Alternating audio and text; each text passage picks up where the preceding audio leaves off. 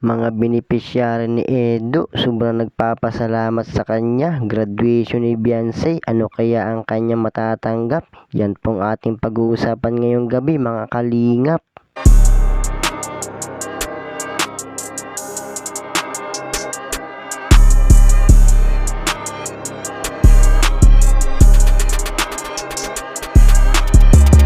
So mga kalingap, kung bago pa lang po kayo sa aking munting YouTube channel, ay huwag niyo pong kalimutan mag-subscribe at pakipindot na rin po notification bell para lagi po kayong updated sa aking video. At paalala rin po, bago po tayo magbigay ng ating mga opinion, ay pakitapusin po muna ang kabuuan ng video para akma ang ating mga komento. At huwag niyo na rin pong kalimutan na suportahan ang founder ng Kalingap at nag-iisang ama ng Kalingap na si Kuya Bal Santos Matubang at Kalingap Rab.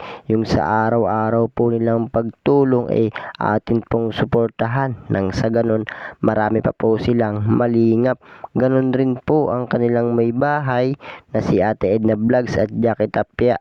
Huwag po sana tayo magsasawang sumuporta mga kalingap. So balik nga po tayo dito kay Papa Eds na halos sobrang nagpapasalamat nga sa kanya ang kanyang mga beneficiary at halos lahat pala ito ay mga graduating mga kalingap. At syempre especially isa nga din po dyan si Baby Beyonce mga kalingap. Grabe po ang ibinigay ni Edo sa kanya mga beneficiary at malaking tulong din ito sa kanila. Kung atin nga pong aalamin ay ang dami pong matatanggap na regalo ni Beyonce galing po kay Papa Eds. Bukod pa nga po dyan nagpaabot din po si Sir Leo D, ang may-ari po ng Velvet Box. At sa iba pang mga sponsor ni Beyonce, patuloy pa rin ang pagsuporta nila kay Beyonce.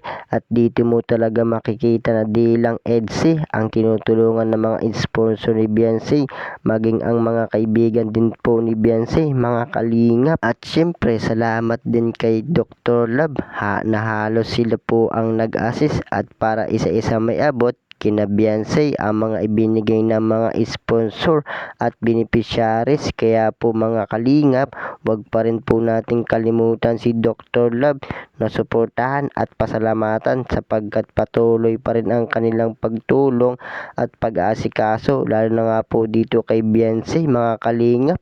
Abangan po natin mga kalingap ang graduation ni Beyonce.